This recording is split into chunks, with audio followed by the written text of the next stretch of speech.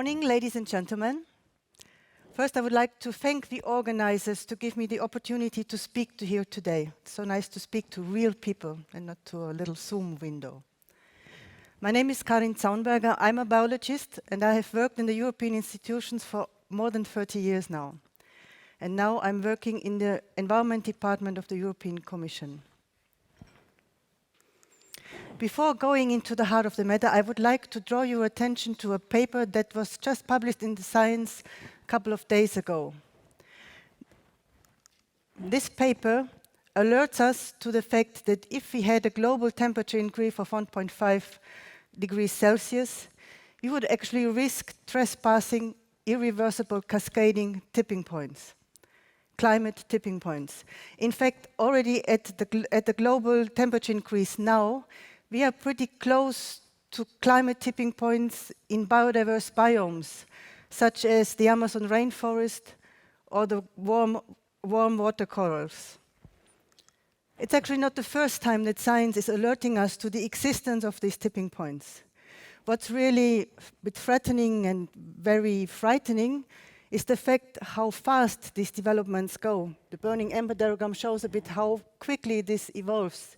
And there's another difficulty that our current climate models, while we are aware of these feedback loops, they do not really well represent them. That means sometimes for some parameters, like for ice melt, for example, we can see that the observed impacts are actually worse than the worst case scenarios, which means things are faster than expected, which means also our response must be accelerated and stronger. It shows that science is really clear. We are in a planetary emergency right now that is caused by interdependent climate change and biodiversity loss. That's mutually reinforcing, which means this emergency must be addressed in an integrated manner. There is no way that we can treat this successfully in isolation. And it's also very clear that we will need technological solutions and nature-based solutions and societal solutions. There's absolutely no way that we could do one after the other or one exchange one with the other. We really need all together, and we need them now, and we need more of them, and we need them fast. As for now, we are unfortunately still in what I would call a vicious circle. Our collective ambition for emission reduction is still too weak to reach our climate goals. And which means the impacts of climate on biodiversity and ecosystems is still increasing. And that means that their function, the delivery of ecosystem services on which societies and economies depend is also weakening. And one of these services is climate regulation. We must not forget that terrestrial and marine ecosystems together combined, more or less, so it's a very rough figure saying, has actually absorbed half of the anthropogenic CO2 emissions. Saying in short, without nature, climate change would happening even a lot faster. Ecosystems have buffered climate change, but now we're coming into a state of degradation and loss where this crucial functioning is actually getting weaker. I spoke about the possible dieback of the Amazon rainforest. And so, which means with increasing temperature, there is this risk, also written in IPCC already a long time ago, that ecosystems could flip in a state from where they were a sink into being a source, further accelerating climate change. Now, this is this planetary emergency we are still in. So this is where we need all you in order to turn this vicious circle into a virtuous circle. We can do that, which means with very strong ambition of emission reduction, technological emission reduction, combined together with protection, restoration, sustainable use of ecosystems, we will reduce the impact on these systems. We will have a systemic change of our societies, and with this, we'll get into a positive loop. With this, we'll get to this position, what we could call drawdown, the point when we really manage that the CO2 concentration in the atmosphere that is currently far too high will finally eventually get down, that we manage to draw down.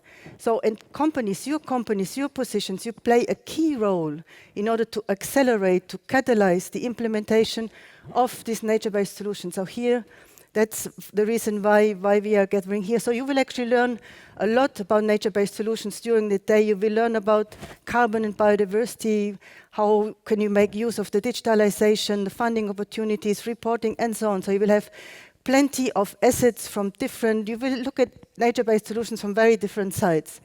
But then, when we speak about nature-based solutions, we should have in mind that actually in different branches, different sectors, there has been, different terms might have been used.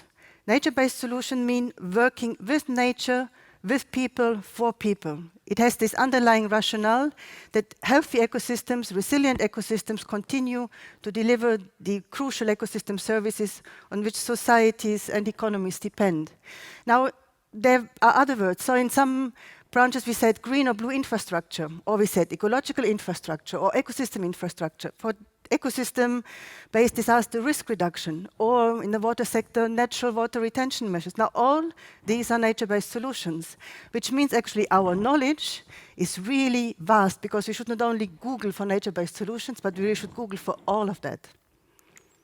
Now, nature-based solutions itself, the term was kind of coming out from science, used it for several decades already, and also it's been around really for a long time already. The amount of reports, papers, also events, programs, projects is really big. So if you see the whole wealth of knowledge out there.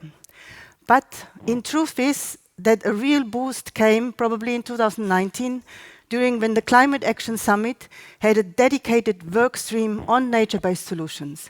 Actually, there was the creation of a nature-based solutions coalition even. So countries who really was under the lead of China and New Zealand at the time to really galvanize the implementation of nature-based solutions. Why? They really put spot on saying, well, actually nature could deliver kind of roughly a third of the general mitigation effort that's needed to keep our Paris Agreement objectives. But only a very tiny little fraction of the climate funding flows into nature-based solutions. That actually means, also why you are here, I mean from your investment in nature-based solutions, increasing that, you really have an opportunity not only to seek carbon sequestration and carbon storage, but also the multi-benefits that are delivered through nature-based solutions.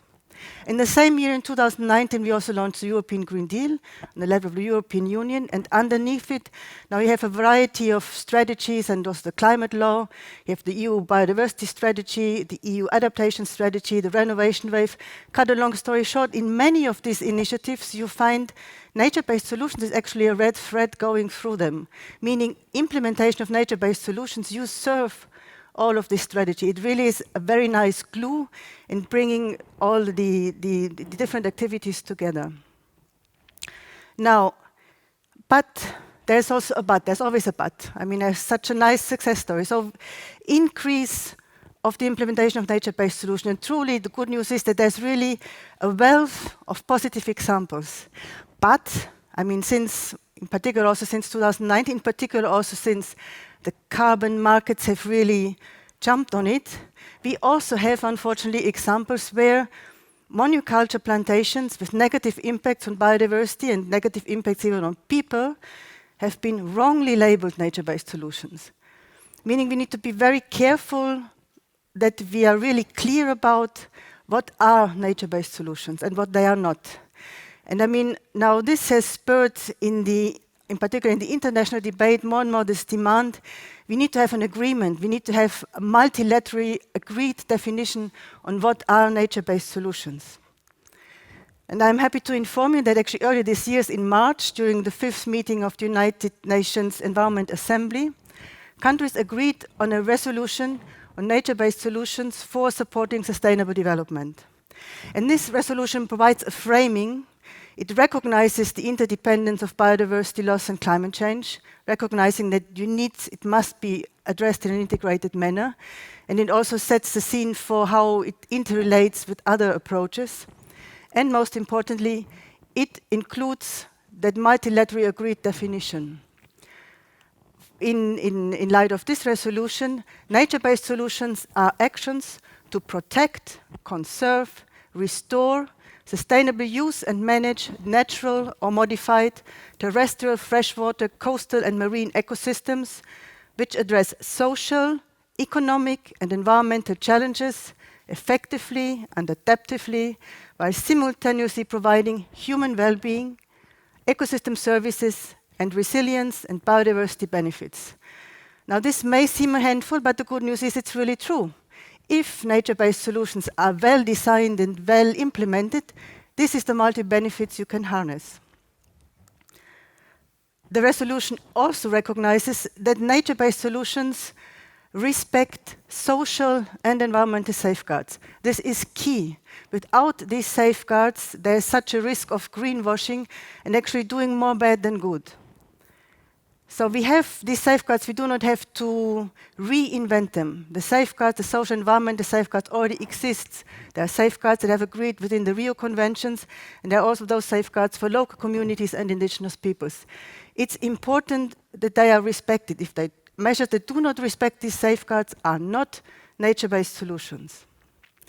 And another point which is very important to keep in mind that has kind of come up in the debate, obviously nature-based solutions are not a panacea. Nature-based solution is not now that can solve everything. It can just solve our lives. No, it needs to be combined with strong emission reduction. If we do not manage to reduce our emissions, then, because of the reason I explained before, ecosystems will weaken, ecosystem functions will weaken, and the nature-based solutions will no longer be effective. So there's absolutely no way that one can replace the other. So we need both. Actually, I used to say the magic word is and. We need technological solution and nature-based solution and societal solutions. So now, this is so easy to be said in a presentation like this. Brilliant. Oh, we just do that. But I mean, you are in the position, actually, you have to do it real on the ground. You have to make sure that the money your company invests actually flows to this type of actions. And now, in order to do that, I mean, also good news is there's a number of tools ready at hand. There's through the research, the EU research framework programs that has invested really hundreds of millions of euros in the research on nature-based solutions. There's been developed a handbook for practitioners that includes indicators of performance. And the really practical thing about this handbook is that it really comes from all the different angles, because different branches, different sectors use a different language.